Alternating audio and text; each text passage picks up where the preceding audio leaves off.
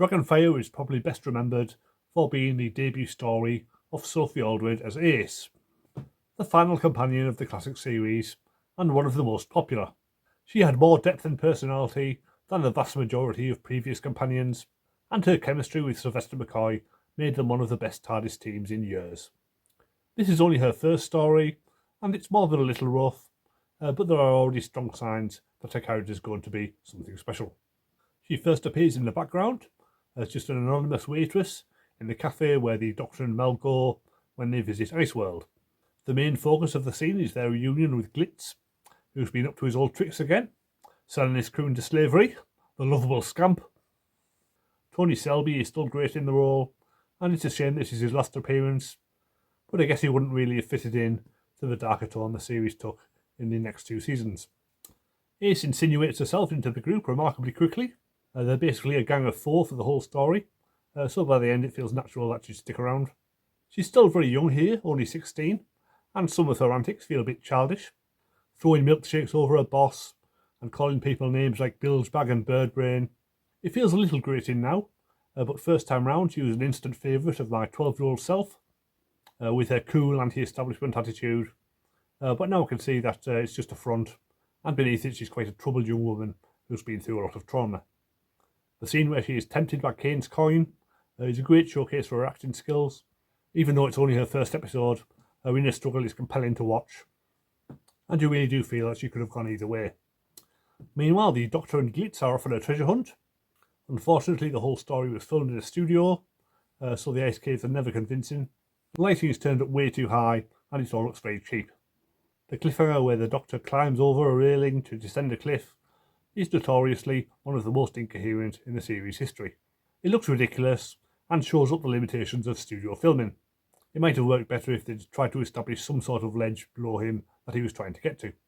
A better cliffhanger is where Mel and Ace are confronted by the dragon. It does not look anything like a dragon, more like an alien from Aliens, but its first appearance is quite effective, looming out of the shadows all weird and insect-like. But it looks a bit silly later on, where it wanders around the brightly lit sets, and you can see every stitch in the costume. This is not the only reference to Aliens. There's also a little girl wandering around Iceworld, who's clearly a version of Newt, although she befriends the alien here. And the troopers around with big guns and motion detectors that go beep, so it's not hard to guess what film the writer was inspired by. Douglas Adams may also have been an influence. The scene where the Doctor discusses philosophy with one of the guards certainly feels very familiar. There is also a distinct Wizard of Oz flavour, as Ace's real name is Dorothy, and she was hurled through time and space in a time storm, whatever one of those is. And it must have sucked up her entire wardrobe, as her bedroom is littered with 20th century clothes. Either that or her waitress job paid really well.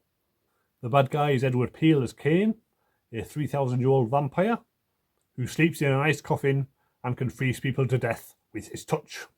He seemed terrifying at the time, but he plays it a bit too broadly to be convincing now. The cliffhanger at the end of part 2 is just him gloating into the camera, which if anything is even worse than part 1. He has an elaborate backstory which is only revealed in pieces. We learn that he was the leader of a criminal gang, his partner killed herself when he was arrested, and he spent thousands of years stuck on Iceworld, looking for the dragon whose treasure will let him escape, which the Doctor manages to find within an hour of arriving, so Kane can't have been looking too hard.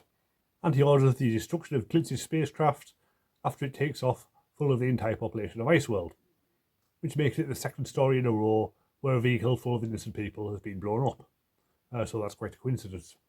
In the end, Kane finally gets his hands on the dragon's treasure, which turns Iceworld into a spaceship, but kills himself after the Doctor points out that his people are long dead, with the Raiders of the Lost Ark style melting face to top it off.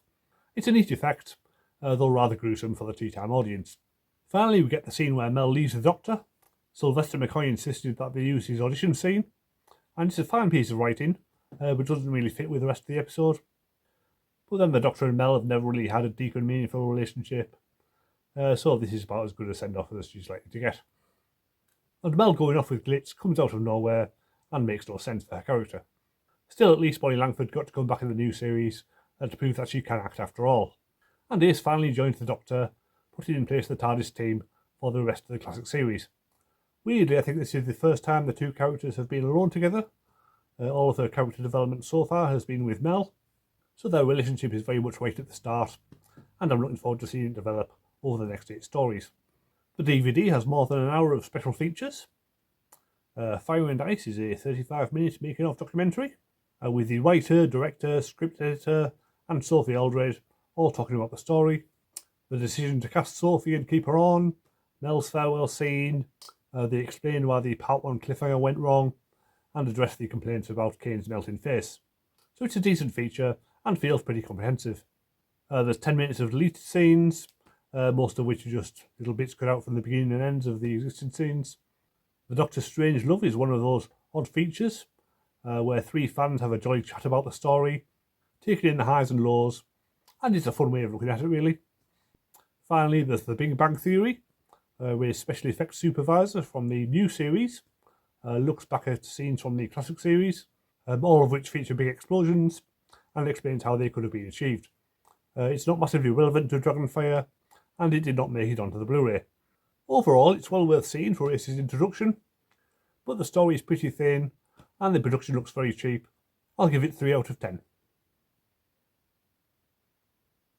So that's season 24 finished. Next week I'll be looking at all the special features on the Blu-ray collection. Lots of great stuff in there that I'm really looking forward to getting stuck into. So please subscribe if you want to see my thoughts on that, and I'll see you next time.